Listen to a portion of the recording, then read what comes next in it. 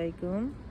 দেখেন ডাটা কাকে বলে, দেখেন কত মোটা ডাটা হয়েছে, কত মোটা। এই যে দেখেন, নর্মালি আমি একটা ডাটার গুঁড়া দেখাই। এই যে দেখেন এতখানি মোটা মোটা, মানে আগা নিয়ে খাওয়া হয়েছে, এখন গুঁড়া পড়ে আছে। এই দেখেন পুঁই শাক, এই পুঁই শাক কীভাবে কত সুন্দর হয়। মানে এর আগেও আমি একটা ভিডিও দিছিলাম যে আমার কচু গাছ, ডাঁটা শাক গাছ, দেখেন দেখেন কেমন সুন্দর হয়েছে। এই বিদেশের মাটিতে এত সুন্দর কচু শাক ডাঁটা হবে, এগুলো ভাবতে অবাক লাগে।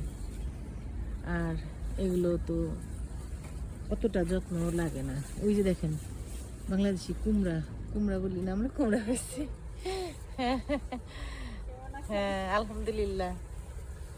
এই যে দেখেন, দেখছেন, এই যে লাউ শাকের উপরে, ওই যে জানলার উপরে লাউ শাক উঠে গেছে।